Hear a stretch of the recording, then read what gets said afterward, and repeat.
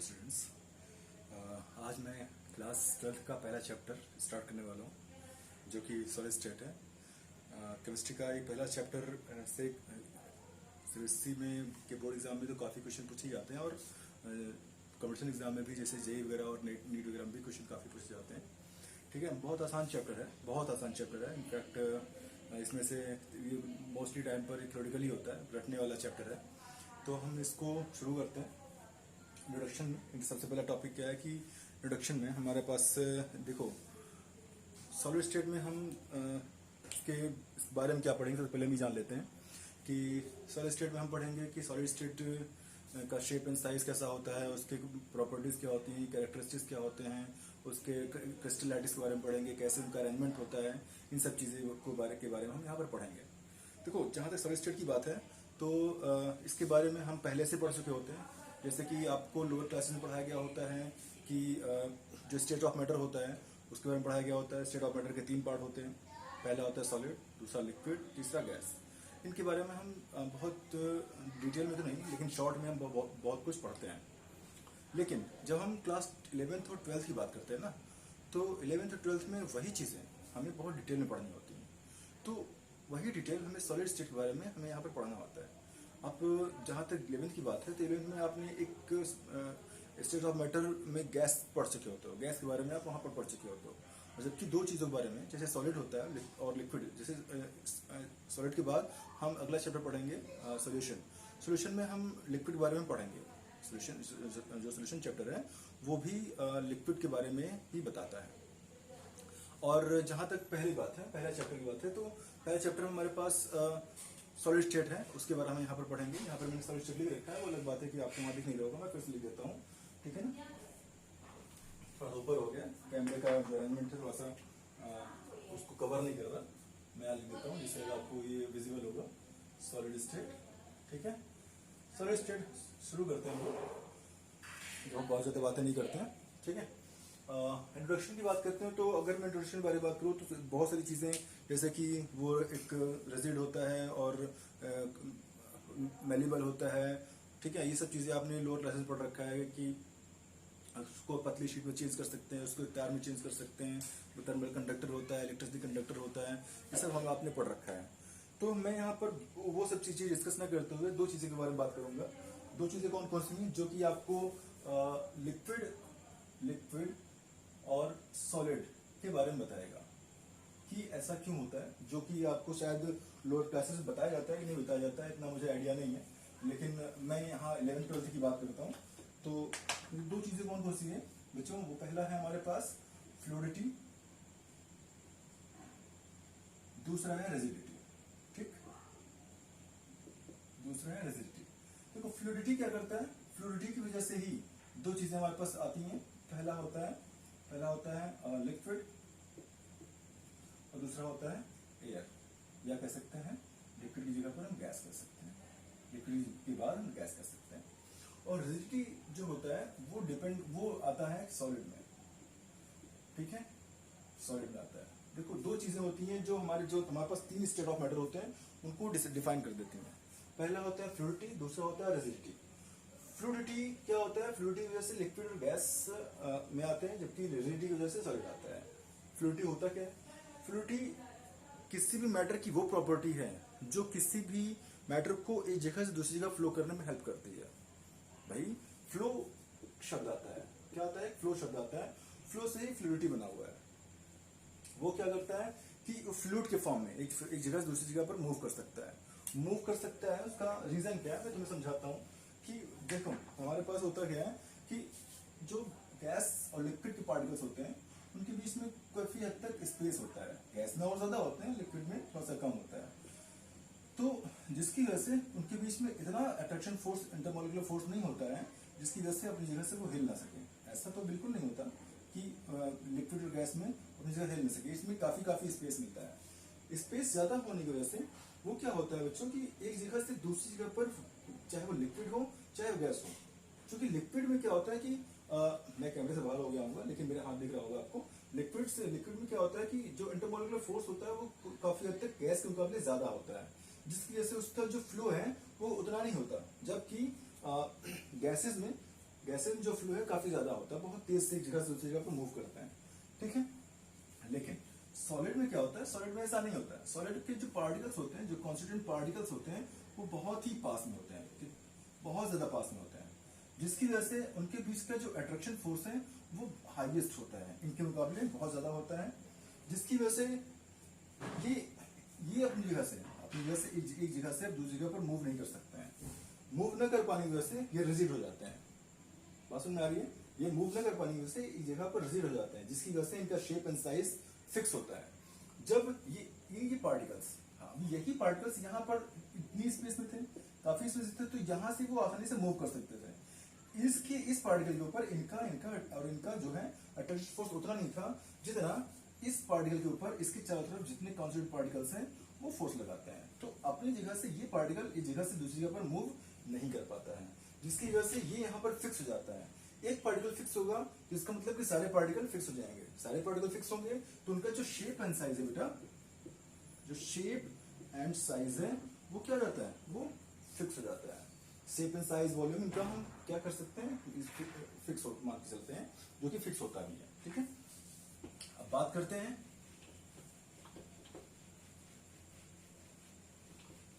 कि ऐसा होता क्यों है, ऐसा होता क्यों है। दूसरा टॉपिक है why solid exist as rigid, ठीक है। या हम ये भी कह सकते हैं कि why some substance exist as a solid. हम ये भी कह सकते हैं कि कुछ सब्सटेंस सॉलिड के फॉर्म में क्यों एग्जिस्ट करते हैं, उसका रीजन क्या है, हम दो तरह से इसको समझ सकते हैं, उसके दो तरह से हम समझ सकते हैं। पहला होता है कि पहला उसमें है वो हमारे पास है थर्मल एनर्जी। पहला क्या हमारे पास थर्मल एनर्जी, और दूसरा क्या है उसमें जो इंटरमोलिकुलर फोर्स होता है, जो इंटरमोलिकुलर फोर्स होता है वो क्या करता है कि उसको बहुत हद तक डिसाइड कर देता है कि जो उसमें फोर्स काम कर रहे हैं, जितने भी फोर्स काम कर रहे हैं, जो जितने फोर्स से मेरा मतलब है कि जो इंटरमोलिकुलर फोर्स है, हम बात करते हैं इंटर मॉलिकुलर फोर्स, दूसरा है थर्मल एनर्जी। इनके बारे में करके बात करते हैं। अब देखो इंटरमोलिकुलर फोर्स वहां पर काम करता है, जैसे वह कहां काम करेगा, जैसे कि कोई भी कांस्टेंट पार्टिकल्स, किसी मैटर के कांस्टेंट पार्टिकल्स बहुत पास आ जाते हैं। अब इंटरमोलिकुलर फोर्स मतलब ये हुआ कि जो मॉलिक्यूल्स हैं उनके बीच में जो फोर्स काम करता है उसको बोलते हैं इंटरमोलिकुलर फोर्स। और वो कांस्टेंट पार्टिकल्स जितना पास में होंगे ये डिपेंड करता है कि कितने पास कितने दूर पर हैं, और इंटरमोलिकुलर फोर्स उस पर मैक्सिमम होगा जिनके पार्टिकल्स बहुत पास में होते हैं। ये जब कांस्टेंट पार्टिकल जितना पास में होगा उनके ऊपर उनके ऊपर इंटरमोलिकुलर फोर्स होगा सब ज्यादा होता है। तो अगर मैं इनकी बात करूं, अगर ये हमारे पास सॉलिड की बात करता हूं मैं, तो सॉलिड अगर मैं सॉलिड की बात करूं तो सॉलिड के जो पार्टिकल्स हैं बहुत पास हैं, बहुत पास होने की वजह से इनके ऊपर जो इंटरमोलिकुलर फोर्स है वो हाईएस्ट होता है। क्या होता है, हाईएस्ट होता है। हाईएस्ट होने की वजह से इनके ऊपर जो लगने वाला इंटरमोलिकुलर फोर्स है वो क्या होता है, वो भी हाईएस्ट होता है। वो क्या होता है, वो भी हाईएस्ट होता है। अब जिसकी वजह से जब इंटरमोलिकुलर फोर्स काफी ज्यादा होता है तो एक जगह से दूसरी जगह पर ये कोई भी पार्टिकल हिल नहीं सकते हैं, न ही मूव कर सकते हैं। जब न हिल सकते हैं न मूव कर सकते हैं तो ये एक जगह पर रिजिड हो जाते हैं, एक जगह पर फिक्स हो जाते हैं। फिक्स होने की वजह से इनका शेप एंड साइज फिक्स हो जाता है। दूसरा है थर्मल एनर्जी। भाई अब अगर मैं इसको थर्मल एनर्जी ज्यादा कर दूं, थर्मल एनर्जी मैं इसकी ज्यादा कर दूं या इसको एनर्जी में दूं, इसको मैं एनर्जी दे दूं, तो इनके बीच का जो इंटरमोलिकुलर फोर्स है, जो अट्रैक्शन फोर्स है, वो ब्रेक होने लगेगा। वो क्या होने लगेगा, वो ब्रेक होने लगेगा। होता क्या है वहां पर एक्चुअली कि इनकी जो थर्मल एनर्जी होती है ना वो बहुत कम होती है। इनकी जो थर्मल एनर्जी होती है बहुत कम होती है। बहुत कम होने की वजह से क्या होता है कि बहुत कम एनर्जी होने की वजह से इनका जो इंटरमोलिकुलर फोर्स है वो काम करता है। अगर मैं यहीं पर इसको थर्मल एनर्जी इसकी ज्यादा कर दूं तो इनके जो फोर्स है वो ब्रेक हो जाएंगे। तो ब्रेक होते ही इनके बीच का स्पेस बढ़ने लगेगा, और जब स्पेस बढ़ने लगेगा तो ये एक दूसरे के फोर्सेस, अट्रैक्शन फोर्स से फ्री हो जाते हैं। फ्री हो जाएंगे तो वो लिक्विड किस स्टेज में जाते हैं, लिक्विड स्टेज में जाते हैं।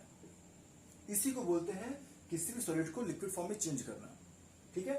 लेकिन यहां पर जब भी कोई भी सॉलिड फॉर्म में एग्जिस्ट करता है तो वो क्या होता है कि उसका जो थर्मल एनर्जी होती है वो लोवेस्ट होती है। जब थर्मल एनर्जी लोवेस्ट होगी तो ये कांस्टेंट पार्टिकल बहुत पास में होते हैं, और बहुत पास में होने की वजह से इनका जो इंटरमोलर फोर्स है वो हाईएस्ट होता है, जिसकी वजह से किस फॉर्म में एग्जिस्ट करते हैं, सॉलिड फॉर्म में एग्जिस्ट करते हैं। आई होप कितना समझ में आ गया हो। अब हम आगे बढ़ते हैं अपने मेन टॉपिक पर। ये तो हमारे पास जनरल इंट्रोडक्शन हुआ, हम अपने मेन टॉपिक पर आते हैं। मेन टॉपिक हमारे पास है कि सॉलिड को हम कितने फॉर्म में, कितने उसमें पढ़ सकते हैं, डिवाइड कर सकते हैं। तो हमारे सिलेबस में जो है सॉलिड को दो पार्ट में डिवाइड करके बताया गया है।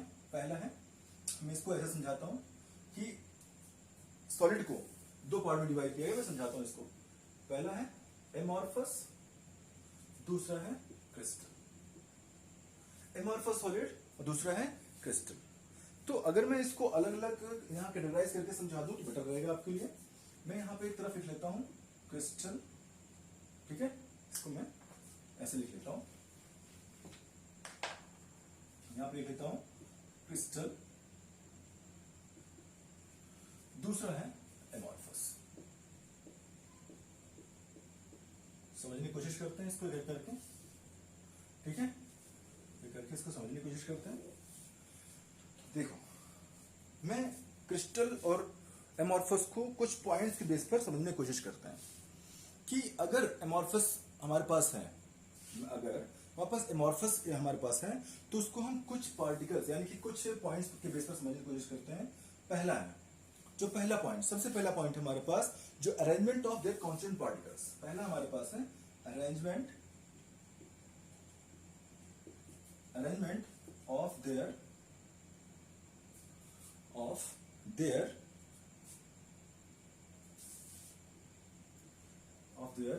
constituent पार्टिकल, ठीक है। इसको हम एक बार समझने की कोशिश करते हैं। सेम हेडिंग यहां पर भी होगी अगर आप लिखना चाहेंगे तो, ठीक है। तो अगर मैं देखूं, अगर मैं इसके पार्टिकल्स का अरेंजमेंट की बात करूं तो इसके जो पार्टिकल्स का अरेंजमेंट होता है बहुत ही कह सकते हैं कि एक फॉर्मेट में होता है, यानी कि बहुत अरेंज होता है, जबकि ये इरेगुलर में होता है, यानी कि अरेंज नहीं होता है। कैसे होता है मैं समझाता हूं आपको। जैसे कि इसके जो कांस्टेंट पार्टिकल है उसका जो पैटर्न होता है एकदम फिक्स होता है, कुछ इस तरह से होता है। इसका क्या पैटर्न होता है, एकदम फिक्स होता है।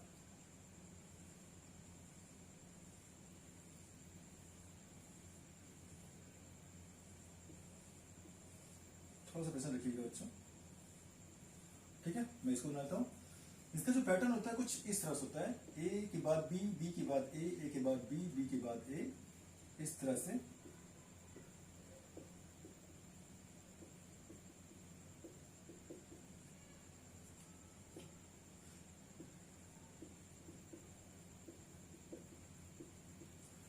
ध्यान दीजिएगा कि जब मैं इसके कांस्टेंट पार्टिकल के बारे में बात करता हूं तो इनका जो अरेंजमेंट होता है, इनका जो पैटर्न होता है, ए के बाद बी, बी के बाद ए के बाद बी, बी के बाद ए, ये फिक्स होता है। इस तरह से आप आसानी से समझ सकते हो कि ए के बाद कौन सा पार्टिकल आएगा, किस तरह का, बी आएगा। बी के बाद क्या आएगा, ए आएगा। ए के बाद क्या आएगा, बी आएगा। आप ध्यान देखोगे, चाहे इधर देखोगे चाहे इधर देखोगे, दोनों तरफ से एक नया पार्टिकल आपको देखने मिलेगा। जैसे कि ए के बाद बी, यहां से भी देखोगे तो एक बी के बाद ए आ रहा है, यहाँ पर भी बी के बाद ए आ रहा है, यहाँ पर ए के बाद बी आ रहा है, यहाँ पर भी ए के बाद बी आ रहा है। यानी कि उसके आसपास, अगर मैं जैसे इसके बारे में बात करूं तो इसके आसपास जो है वो आपको एक दूसरे पार्टिकल ही आपको देखने को मिलेंगे, सेम पार्टिकल देखने को नहीं मिलेगा। लेकिन जब मैं इसकी बात करता हूँ, एमॉर्फस के बारे में बात करता हूँ, तो यहाँ जो इसके जो पार्टिकल्स होते हैं वो कुछ इस तरह से होते हैं कि उनका जो कुछ पैटर्न होता है वो फिक्स होता ही नहीं है। क्या होता है, उनका पैटर्न जो होता है फिक्स होता ही नहीं है। वो कभी भी, कोई भी पार्टिकल किसी के बाद भी आ सकता है। क्या होता है कि कोई भी पार्टिकल किसी भी पार्टिकल, कॉन्स्टिट्यूएंट पार्टिकल के बाद आ सकता है। जैसे कि मैंने यहाँ लिखा ए के बाद बी, बी के बाद ए के बाद बी, बी के बाद ए आएगा। तो यहाँ पर क्या होता है कि ए के बाद बी मैंने लिख लिया, तो जरूरी नहीं है कि बी के बाद ए ही आए, वो बी भी आ सकता है, बी के बाद फिर से बी आ सकता है, और क्या हो सकता है, ए भी हो सकता है, ए भी हो सकता है, बी भी हो सकता है। इस तरह से ये क्या होता है, ये होता चला आता है। जबकि यहाँ पर देखना, ए के बाद यहाँ पर बी आया हुआ है, यहाँ पर क्या होगा, ए के बाद बी आएगा जरूरी नहीं है, यहाँ पर मैं बी लिख सकता हूँ, लेकिन यहाँ पर तुरंत फिर से बी लिख सकता हूँ, जबकि यहाँ पर बी के बाद ए आया हुआ था। इस तरह से क्या होता है कि यहाँ पर कोई भी पैटर्न फिक्स होता ही नहीं है, यहाँ पर कोई भी पैटर्न फिक्स नहीं होता। ठीक है, मैं रैंडमली फिल कर लेता हूँ अपने हिसाब से, क्योंकि कुछ तो फिक्स है ही नहीं यहाँ पर, है ना। इस तरह से आपको देखने मिलते हैं। तो इनका जो कांस्टेंट पार्टिकल का जो अरेंजमेंट है वो क्या होता है, वो फिक्स नहीं होता। ये पहला पॉइंट हुआ। ठीक है, ये एमॉर्फस में हमने देखा कि कोई भी इनका जो अरेंजमेंट है क्रिस्टल्स का या जो पार्टिकल कांस्टेंट पार्टिकल्स का वो फिक्स नहीं होता है, जबकि उनका क्रिस्टल का फिक्स होता है। दूसरा है, बात करते हैं हम इनके मेल्टिंग पॉइंट के बारे में। दूसरा है मेल्टिंग पॉइंट्स के बारे में। ठीक है, मेल्टिंग पॉइंट्स के बारे में बात करेंगे तो इनका जो मेल्टिंग पॉइंट्स होता है वो बहुत शार्प होता है। मेल्टिंग पॉइंट्स इज कह सकते हैं, melting point is very sharp. क्या होता है, वेरी शार्प होता है। जबकि इनका जो मेल्टिंग पॉइंट होता है वो एक रेंज होता है, मतलब एक रेंज ऑफ टेम्परेचर में होता है। तो इनको मैं लिख सकता हूं दूसरे पॉइंट में, the melting point of amorphous solids is in the range of temperature। ठीक है, फॉल लिख लेना, फॉल। ठीक है, fall in the range of temperature. वो मैं ग्राफ बना के समझाता हूं कि ऐसा क्यों होता है। देखो, जब भी मैं अगर किसी भी एक क्रिस्टल का मैं ग्राफ बना के समझाता हूं, ये हमारे पास एक टेम्परेचर हुआ और ये है हमारे पास टाइम। सेम यहां पर बनाता हूं, ये हमारे पास एक टेम्परेचर ग्राफ, जो कि ये टेम्परेचर है। ठीक है, ऊपर की तरफ ये बढ़ता है, ये हमारे पास टाइम हुआ। ठीक है, दिख रहा नहीं दिख रहा, दिख रहा होगा। तो मैं थोड़ा सा ऊपर बना देता हूँ, थोड़ा सा बोर्ड के बाहर चला गया हूं मैं, एक मिनट जरा। दिख रहा है आपको? ओके, दिख रहा है। तो मैं यहाँ क्या करता हूँ, इसके ऊपर मैं टेम्परेचर लिख लेता हूँ, यहाँ पर ये बढ़ते हुए मैं टाइम लिख लेता हूँ। ठीक है, तो मेल्टिंग पॉइंट्स होते हैं, इधर ध्यान दीजिएगा। मेल्टिंग पॉइंट्स होते हैं, मान लो मैंने इसको किसी मेटल को मैंने मेल्ट करना शुरू किया, मेल्ट करने पर ये एक टेम्परेचर हुआ, ये टेम्परेचर राइज किया मैंने। ठीक है, ये टेम्परेचर राइज होने पर ये इस पॉइंट पर आने के बाद मान लो ये इसका हुआ मेल्टिंग पॉइंट। सपोज ये ऐसा पॉइंट है जहां पर ये कोई भी मेटल होगा, क्रिस्टल होगा, वो मेल्ट होना शुरू होता है। ठीक है, अब यहाँ पर क्या होगा, जब इस पॉइंट पर पहुंचेगा तो पहले पूरा का पूरा क्रिस्टल मेल्ट होगा। यानी कि यहाँ से यहाँ तक चाहे आप जितनी एनर्जी दे रहे हो, यहाँ टाइम अगर बढ़ रहा है, बढ़ने मतलब ये हुआ कि इस पॉइंट से इस पॉइंट तक आने पर इतने टाइम तक आपने उसको जो भी एनर्जी दी, उस टाइम पर उसका कोई भी टेम्परेचर चेंज नहीं हुआ। और जब पूरा का पूरा क्रिस्टल मेटल में चेंज हो जाता है, देन फिर से उसका मेल्ट होना शुरू होता है, यानी कि टेम्परेचर बढ़ना शुरू होता है। मेल्ट तो यहाँ से यहाँ तक हो गया, जब इस पॉइंट तक पूरा का पूरा क्रिस्टल मेल्ट हो जाता है, तब फिर से उसका टेम्परेचर राइज होना शुरू होता है। इसका मतलब क्या है, इसका मतलब समझिए, इसका मतलब सिर्फ इतना है कि जब भी मैं एक क्रिस्टल का मेल्टिंग पॉइंट का ग्राफ बनाऊंगा, तो उस ग्राफ में पहले उसका टेम्परेचर राइज होता है। देखिए, टेम्परेचर राइज हो रहा है, यानी कि यहां से यहां तक टेम्परेचर बढ़ा, यानी कि ये जो है टेम्परेचर राइज हो रहा है।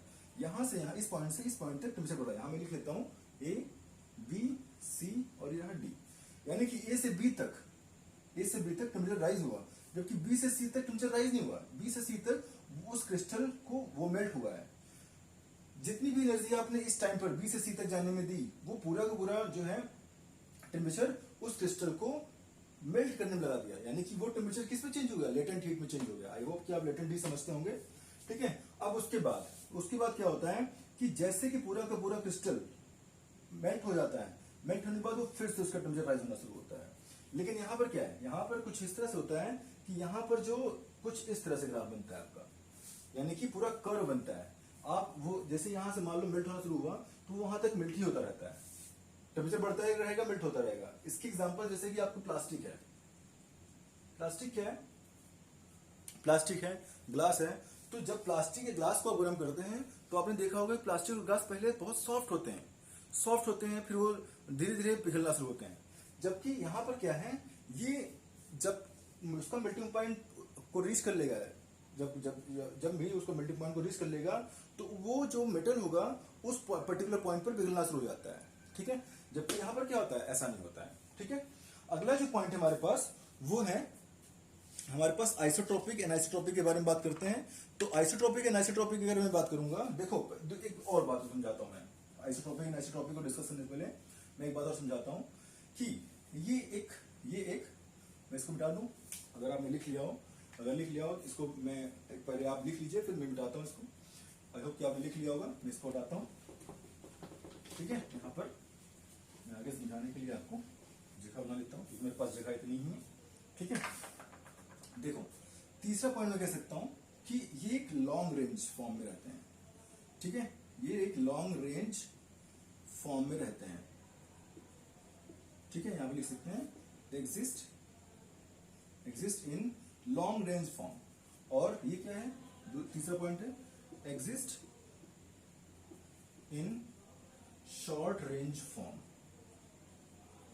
अब ये क्या है भाई, ये क्या है समझाता हूं। देखो जिससे कांस्टेंट पार्टिकल है, अगर मैं यहां से लेकर के मैं इसको इधर लाइन खींचता हूं, तो लाइन खींचूंगा तो आपको यहां से यहां तक जो पैटर्न है वो आपको सिमिलर दिखेगा। आपको यहां से इस पॉइंट तक पैटर्न सिमिलर दिखेगा, यानी कि पैटर्न में कोई भी चेंज नजर नहीं आता है। आपको एक पॉइंट शुरू करेंगे, दूसरे पॉइंट तक आपको ए बी करके कांस्टेंट पार्टिकल में आपको नजर आएगा। लेकिन आप ध्यान दीजिएगा कि यहां से आप शुरू करते हो, यहां से ए हुआ, यहां से बी शुरू हुआ, ठीक है, यानी कि यहां पर पैटर्न चेंज हो गया। फिर ए हुआ, यहां से यहां तक पैटर्न चेंज हो गया। फिर बी करके हुआ, यहां से यहां तक पैटर्न अलग हो गया। यानी कि बहुत, अगर आप ध्यान दोगे तो ये बहुत शॉर्ट फॉर्म में है, बहुत शॉर्ट फॉर्म में, बहुत छोटे एक कह सकते हैं शॉर्ट रेंज में है। इनका जो पैटर्न है शॉर्ट रेंज में है, तो इनको हम कह सकते हैं शॉर्ट रेंज फॉर्म, जो कि उसके कांस्टेंट पार्टिकल के बारे में बताता है, ठीक है। जबकि इनको मैं क्या कह सकता हूं, लॉन्ग रेंज फॉर्म, जो कि यहां पर भी कांस्टेंट पार्टिकल के बारे में ही बताता है। यहां पर भी क्या बताता है, कांस्टिट्यूएंट पार्टिकल के बारे में ही बताता है, ठीक है।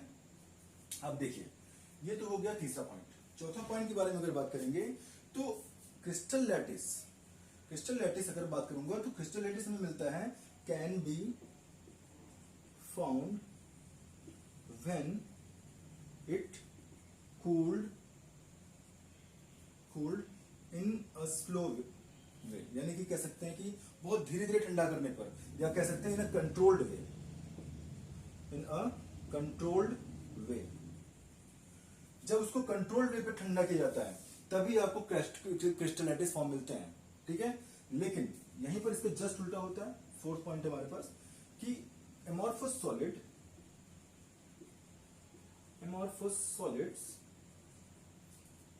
Can be get by rapid cooling. क्या कह सकते हैं, रैपिड कूलिंग। जब हम बहुत तेजी से किसी भी सॉलिड को या किसी भी चीज को ठंडा करते हैं तो वो हमें कौन सा सॉलिड मिलता है, वो हमें मिलता है एमॉर्फस सॉलिड। अब ऐसा क्यों होता है, इसका रीजन समझिए कि जब हम किसी भी चीज को कंट्रोल्ड वे पर ठंडा करते हैं तो उसकी वजह से क्या होता है कि हमें ये सारे पैटर्न मिलते हैं। इसको सेट होने के लिए टाइम मिल जाता है। टाइम मिलने की वजह से वो ए बी यानी कि वो उस अपने पैटर्न में ठंडे होते हैं। जबकि अगर हम उसको यहाँ पर क्या होता है कि एमॉर्फस सॉलिड्स में क्या होता है कि अगर उसको हम बहुत रैपिड कूलिंग करते हैं तो जिस तरह से भी वो कांस्टेंट पार्टिकल सेट हो पाते हैं वैसे भी सेट हो जाते हैं। वहां पर वो कभी भी अपने वो उस वाले पैटर्न में सेट नहीं हो पाते हैं, जिसकी वजह से ये हमें इस तरह के सॉलिड देखने को मिलते हैं, ठीक है। सबसे इंपॉर्टेंट बात एक और जो कि कई बार पूछा गया है कि ये है हमारे पास ट्रू सॉलिड। क्या है हमारे पास, ये ट्रू सॉलिड होते हैं। लेकिन यहां पर क्या होता है, यहां पर एक पॉइंट आता है कि एक वर्ड आता है जो ध्यान दीजिएगा। यहां पर क्या होता है कि ये सुपर कूल्ड लिक्विड होते हैं, सुपर कूल्ड लिक्विड बोलते हैं इनको। क्या होते हैं, सुपर कूल्ड लिक्विड होते हैं। अब ये क्या है, सुपर कूल्ड लिक्विड क्या है, इसको लिख लीजिए, मैं समझाता हूं इसको आप एक बार लिख लीजिए, उतार लीजिए। आई होप कि आपने लिख लिया होगा। हटाता हूं मैं इसको, समझाने की कोशिश करता हूं। देखो समझिएगा, मैं लिखता हूँ पांचों पॉइंट। ये हमारे पास ये ट्रू सॉलिड्स हैं, ठीक है, जबकि ये क्या है, ये सुपर कूल्ड लिक्विड्स होते हैं, सुपर कूल्ड लिक्विड्स होते हैं। अब सुपर कूल्ड लिक्विड क्या होता है, देखो समझाता हूं मैं तुमको। सुपर कूल्ड लिक्विड उन लिक्विड्स को उन सॉलिड्स को बोलते हैं जो समय के साथ साथ अपना शेप एंड साइज चेंज कर लेते हैं। वो क्यों होता है, जैसे कि आपने देखा होगा कि जब हम खिड़कियों में जो ग्लास लगाते हैं, जो खिड़कियां में आपके आगे लगी होंगी, खिड़कियों में जब हम ग्लास लगाते हैं, वो उसमें होता क्या है कि अगर वो खिड़कियां बहुत पुरानी है, वो ग्लास बहुत पुराना है, तो जो अगर मान लीजिए 6-7 साल 8 साल पुराना ग्लास है, आपने उस कभी किसी घर में अगर 6-7 साल 8 साल पुराना ग्लास लगा हो, तो उसको ध्यान से देखिएगा कि उसमें एक चीज होती है कि जो ग्लास ऊपर जब लगाया गया होता है उस खिड़की में, तब उसका जो मोटाई होती है, जो थिकनेस होती है, हम उसको कह सकते हैं थिकनेस होती है, दोनों ऊपर नीचे हर तरफ बराबर होती है। लेकिन जैसे जैसे टाइम बीतता जाता है, जैसे कि 7 से 8 साल लगभग हो जाते हैं, 7 से 8 साल हो जाते हैं, तो वो क्या होता है कि जो ऊपर का ग्लास होता है वो पतला हो जाता है, जबकि नीचे का मोटा हो जाता है। वो ऊपर से नीचे तरफ हल्का सा इतने टाइम पीरियड में वो फ्लो होकर के नीचे तरफ मोटा हो जाता है। मतलब कुछ ऐसा हो जाता है कि कुछ हद तक ग्लास ऊपर से फ्लो होकर के नीचे तरफ बैठ जाता है, समझ रहे हो ना। इस तरह से ये इसी वजह से इसको बोलते हैं सुपर कूल्ड लिक्विड। और जो ऊपर से नीचे तरफ फ्लो होता है, इसी वजह से ऊपर की तरफ जो होती है वो ग्लास पतला हो जाता है, यानी कि उसमें वो थिन हो जाता है, ठीक है, जबकि नीचे तरफ क्या होता है, थिक हो जाता है। अगर मान लीजिए ऊपर और नीचे दोनों मिला के 1 मिलीमीटर था, 1 मिलीमीटर था, तो जितने टाइम पीरियड के बाद यहां पर हो जाता है लगभग 90.95 मिलीमीटर। एग्जाम्पल तौर पर समझा रहा हूं कि कितना लगभग उसमें अप्रोक्सीमेट अंतर आता है, तो यहां पर आता है 1.05 मिलीमीटर। तो इस तरह से इतना कम अंतर आता है, लेकिन अंतर आता जरूर है। इसी वजह से इसको सुपर कूल्ड लिक्विड बोलते हैं कि इतना कूल होता है कि बहुत कम टाइम, मतलब कि बहुत ज्यादा टाइम के बाद ये क्या होता है, फ्लो करके नीचे तरफ आ जाता है, ठीक है। इसीलिए इसको बोलते हैं सुपर कूल्ड लिक्विड और इसको बोलते हैं ट्रू सॉलिड्स। क्लियर है, आई होप कितना समझ में आ गया होगा। अगला पॉइंट है, मैं अगर इसको अगला पॉइंट समझाता हूं। अगला पॉइंट है, ये होता है एनआइसोट्रोपिक, और ये होता है आइसोट्रोपिक। ये क्या होता है, आइसोट्रोपिक। ये क्या है, समझाता हूं मैं। देखिए, एनाइसोट्रोपिक उस प्रॉपर्टी को बोलते हैं जब किसी भी सॉलिड में या किसी भी मैटर में जो उसके प्रॉपर्टीज होती हैं, जैसे कि उसका रिफ्लेक्टिव इंडेक्स है, उसका थर्मल कंडक्टिविटी है, उसका इलेक्ट्रिक कंडक्टिविटी है, ये जो प्रॉपर्टीज हैं हर एंगल पर सेम होती हैं। अगर हर एंगल पर हर एंगल से वो सेम है तो आइसोट्रोपिक होंगी, लेकिन अगर हर एंगल से सेम नहीं है तो वो अनआइसोट्रोपिक होंगी, ठीक है। आइसो का मतलब होता है सेम या इक्वल। क्या होता है, इक्वल। आइसोट्रोपिक की उसमें जो भी प्रॉपर्टीज आएंगी वो सेम होंगी, जबकि यहां पर क्या होगा, सेम नहीं होती है। उसका रीजन क्या है, समझाता हूं मैं। यहां पर देखो, मैं इस तरफ से इस तरफ बढ़ा, यहां से यहां तक बढ़ा, तो आपने देखा होगा कि जो कांस्टेंट पार्टिकल्स हैं ए बी करके पैटर्न मिलते हैं। तो यहां पर तो हमें सेम पैटर्न मिल रहा है, ठीक है, कोई बात नहीं, चलेगा। लेकिन अब देखोगे, अगर मैं यहां से इसको आगे बढ़ूं तो यहां देखोगे ए ए ए ए, लेकिन यहां पर जो पैटर्न चेंज हो गया, यहां पर सेम ए ही मिल रहा है। इसी तरह से मैं यहां बढ़ूंगा तो ये बी हो जाएगा, ठीक है। लेकिन यहां पर फिर से पढ़ोगे तो ये ए बी करके हो जाता है। यानी कि हर एंगल पर क्या हो रहा है कि आपके जो कांस्टेंट पार्टिकल का पैटर्न है वो चेंज हो रहा है। यानी कि यहां पर जो आपको प्रॉपर्टी देखने को मिलेगी, जैसे कि रिफ्लेक्टिव इंडेक्स है, थर्मल कंडक्टिविटी है, इलेक्ट्रिक कंडक्टिविटी है, वो क्या है, यहां पर अलग देखने को मिलेगी, जबकि इस पॉइंट पर अलग देखने को मिलेगी। इसी वजह से ये एनआइसोट्रोपिक होता है, जो कि इक्वल नहीं होता है, जो या सेम नहीं होता है। इसीलिए जो क्रिस्टल लैटिस होते हैं वो क्या होते हैं, जो क्रिस्टल सॉलिड होते हैं वो क्या होते हैं, वो एनआइसोट्रोपिक होते हैं, जबकि जो अमॉर्फोस सॉलिड्स होते हैं वो क्या होते हैं, आइसोट्रोपिक होते हैं, ठीक है। आई होप कितनी बातें समझ आ गई हूं। अब अगला लेक्चर आपको नेक्स्ट वीडियो पे हम बताएंगे। आज के लिए इतना ही। ओके, टाटा।